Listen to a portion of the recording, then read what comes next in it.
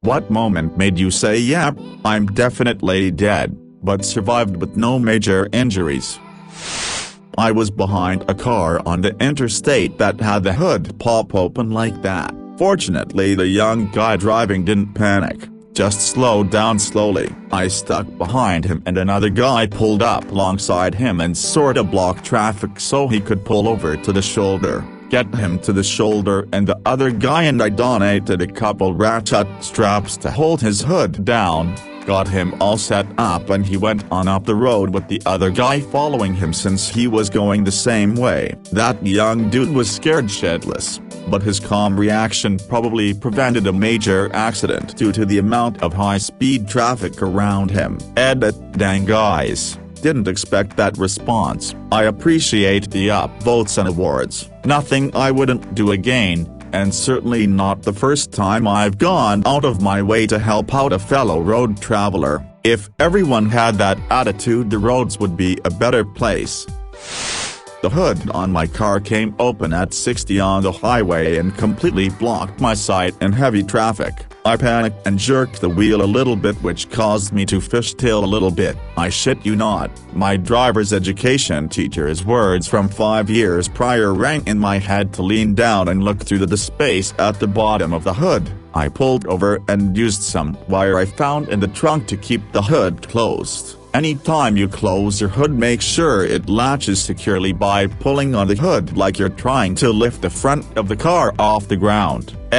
Jesus, this is a lot more common than I thought. Trying to get a reaction out of people with weapons is one of the worst things you could do. A girl I graduated with died that way. She was at her boyfriend's apartment and his roommate came in messing with a handgun, taking the mag in and out, etc., and she asked him to stop because it was freaking her out, so he pointed it at her, and he didn't think he got enough of a reaction because to scare her more, he pulled the trigger. He claims he didn't realize there were bullets in it, but he had been playing with the mag long enough to know that, and he should have definitely known better than to point the gun at her at all. This reminds me of when I was probably 10 and I had just gotten a new pocket knife for my birthday. I grew up on a farm and actually used it all the time for doing chores. I took it to a friend's house and was showing it to him. He took it and pretended to stab me in the stomach but stopped right before he actually did. I yelled at him that was idiotic and to give it back. He just laughed. Some kids are taught to respect dangerous tools and some have no clue. I never trusted that friend the same again. I have a similar memory. I was a good kid when I was younger and I would hang out at the library. A kid had a knife and pressed it up against me as a joke and it really rattled me. I had nightmares for about a week after that. Another time a friend pointed a gun at us as a joke. Real fucking stupid. And I swear you can almost feel the tension in the area they are pointing at. I can't imagine how scary that must have been, especially at that age. Fuck, I wasn't sure I had anything to offer to this thread, but your comment unlocked a memory. About 29 years ago, when I was around 6 years old, I went to a friend's house. My mom and I moved a lot, since we were always renting, so I wasn't great friends with this kid and my mom didn't know their parents all too well. Anyway, I was upstairs in this kid's parents' room. It's just him and me in there, sitting on the floor. He asks if I want to see something cool. Obviously I did. He pulls a box out from under his parents' bed. It was a really nice, shiny wooden box, hefty. He had to put some strength into pulling it out. I couldn't wait to see what was inside. He opens the clasps, lifts the lid, and pulls out a revolver. I was initially curious and probably a little excited to see something I had only seen on television. He then points the revolver directly at me. I freaked out immediately, tried to gain traction as I pushed my feet out from under me. I just fell back and kept pushing myself away from him, and the gun, with my heels. My legs were jelly. I quickly ended up in the hallway, at the top of the stairs, and just let myself fall backwards down the stairs. I rolled to the bottom, jumped up, looked directly at his startled mother, who was standing in the kitchen, none the wiser, and I bolted out the front door. As soon as I got home I told my mom. I remember her going over to their house, without me, immediately after. Never played with that kid again. Had a paintball fight on Christmas morning with two cousins and their neighbor kid at around 13 years old with our brand new guns we got as gifts. The neighbor got mad, ran home, came back with a shotgun, and pointed at my face. All I remember is looking at the ground and waiting to die. The kid was 11-12. He did have his own paintball gun, and had already shot me a couple times before I got him. He was my cousin's neighbor. I think it was the first time I ever met him. It was 20-ish years ago, as I'm 33 now. So I can't even remember if I told my parents. I don't know if anything happened to him or not. I'll ask my cousin. Edit 2. Cousin said we never told parents. Maybe we were scared of retaliation. I know I never touched that paintball gun again though.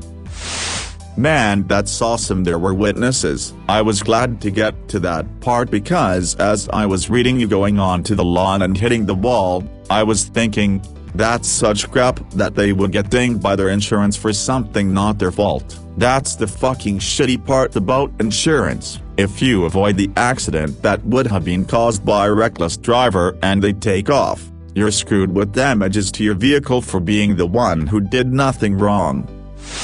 When I was 18 I was driving through an intersection with the right-of-way, going 70 km/h, or 43.5 miles per hour. A man in a blue Mazda 3 hatchback decided to run the red light turning left. He was so close to me that I could see the whites of his eyes, and in a split second I thought I'm about to T-bone this guy. Driver's side door and he is going to die. Instinctively I yanked on the wheel and swerved to the right and instantly went over the curb and off the road, onto someone's lawn. I slammed the brakes but because I was on grass the tires locked and the car kept momentum. I went through their wooden fence and garden, and straight into the brick wall on the side of their house. As soon as I went off the road, I 100% thought I was going to die. My life didn't flash before my eyes, but people close to me did. It could have only been a second or two but time seemed to slow down and my brain was racing. I thought about how my girlfriend would react,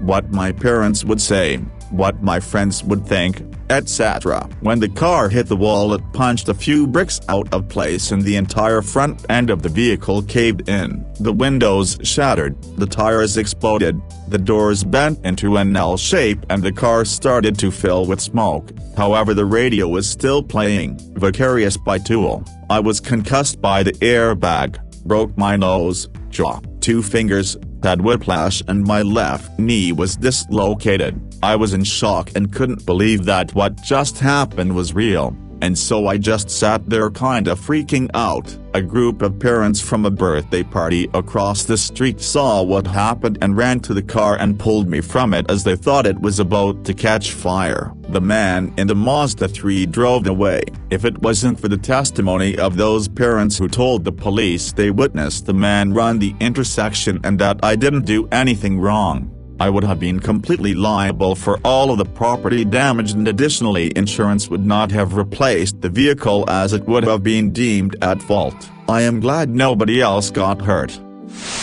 My brother had a full blockage from a sour warhead at about 9 years of age. I was the only other one home. On the computer, he bursts in with the purple face, gestures wildly at his throat and then continues his panic circuit around the house. Chased him down, threw him chest first against the kitchen sink and struck him as hard as I could across the back. Candy went flying out, and I released the breath I didn't realize I was holding. What I did in panic was actually close to textbook first aid for a choking victim.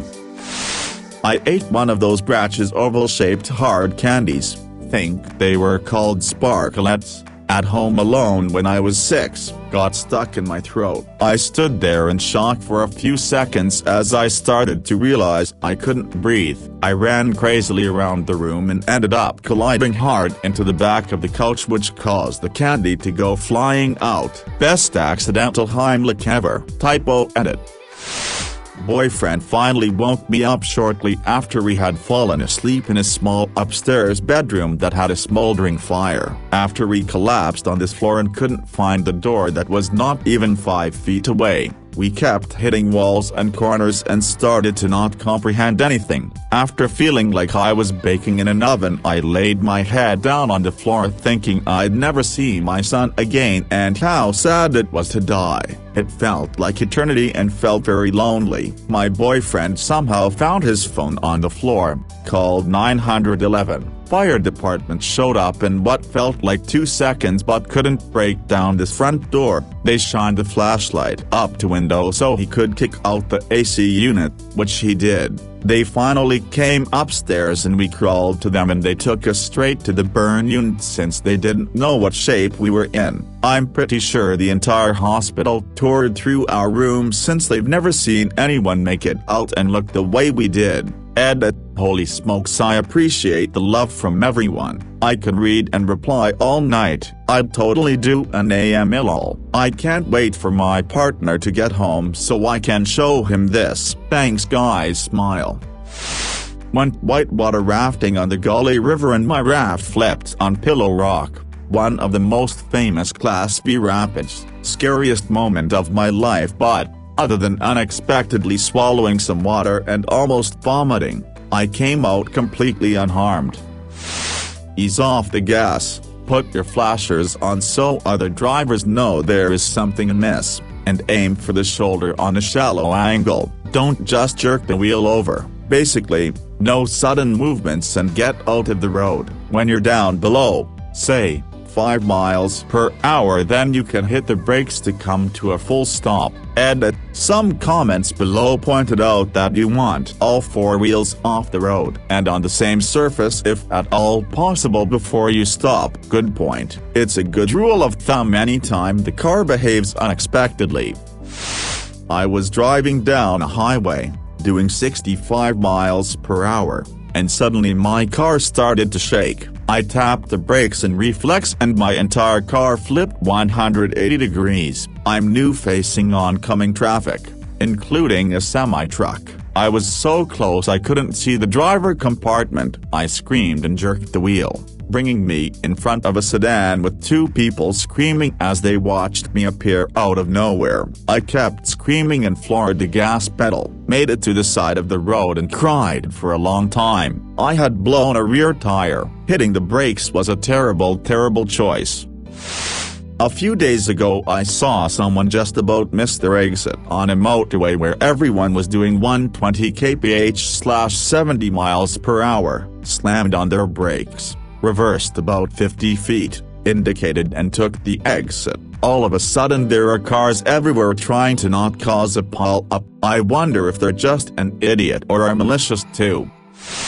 I was driving on a main road and I guess someone wanted to left turn onto a side street so much that they just pulled out of their lane and drove down the wrong side. Did the road past several streets, speeding, coming directly for me, and I legit had nowhere to go because so many cars were parked in front of houses so I couldn't even pull over. I just stopped and held my breath until they turned left. It wouldn't have been the most high-impact crash. They were going like 45 and a 25, but fuck. It was scary how deliberate it was, like they chose to drive the wrong way to find a side street. For me, this is the scariest possible thing about driving. I can drive as well as I like. I can be as cautious as I want. I can go as slow as I want. Some idiot could still come flying out onto my side of the road going the wrong way and wipe me out. Just like that. Happened to a family near where I grew up a couple of years back. Some dude got messed up on drugs or something and started driving the wrong way down a highway just like this. He hit the family head on and they all died. He lived, though, as far as I can remember. Edit. Thank you for those of you sharing your stories and experiences with this. It's truly astonishing how much this happens. Those of you suggesting I might drive too cautiously or be living too afraid. I don't and am not. Don't worry, smile. I advocate driving defensively and sensibly. Ensure your speed is appropriate for the conditions on the road. Been driving some years and been in 2 accidents myself. Both zero fault on my side. Be sensible, and good luck on the roads to you. I was driving home from college on one of those highways with only 1 lane in either direction and no shoulder. A guy in the oncoming lane didn't see me as I was in a small car. He thought he could pass 4 18-wheelers in one go and pulled into my lane going at least 90. There was nowhere for me to go. He flew off into the ditch to avoid hitting me head-on. Likely did severe damage to his car, but I lived. I went out for a surf on a stormy day and thought to myself, no one else is out, those idiots. Before being held down by 2 waves after eating it on the first wave of the session, was thrown down and held under, and while being tossed around, my leg rope wrapped around both my legs and one of my arms, so I was probably being held at around 5 feet under with only one arm free while my board tip is barely visible at the surface but floats vertical like ... a tombstone. Finally managed to catch a breath between sets before taking another 3 or 4 on the head, and for sure just thought ... well, this is it, no one's out. Fishermen will find my body or my board. Managed to get my other arm free and got to shore very quickly, and then avoided the ocean for a few days even though the waves were absolutely perfect. There's a reason no one was out. Everyone else was 10 minutes down the road at another beach where the waves were smaller and cleaner.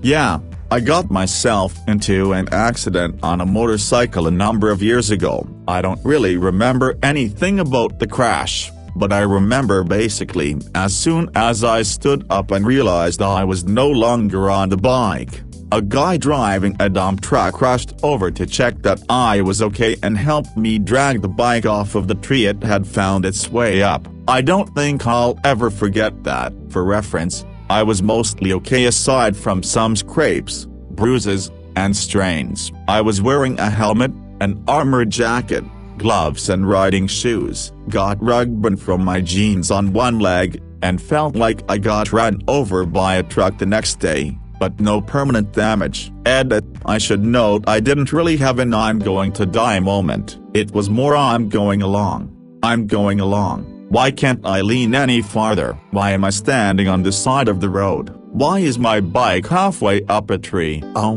my leg kinda hurts. Tire pop going over a 2-lane road with steep drops on both sides. My car jerked to the side hard, and my car went sideways. Half my car hung over the side and luckily it's slow so it bottomed out. I climbed into the back seat and jumped out the back door. Some dude in a truck pulled me out and I drove on a flat to the other side and swapped my tire out. I was a senior in high school, and the student club I was in organized an unofficial beach trip towards the end of the year. No teachers or official permission, leaving me and a few other seniors in charge of supervising everything. After a couple hours worth of fun, one of the other students came running up to me and said that 3 of the younger members of the club had been swept out by a riptide and couldn't get back towards the shore. Me and 2 other of the older students, all experienced swimmers, immediately went to go help them. My friends got 2 of the 3 kids in trouble and started guiding them parallel to the shore to get them out of the current.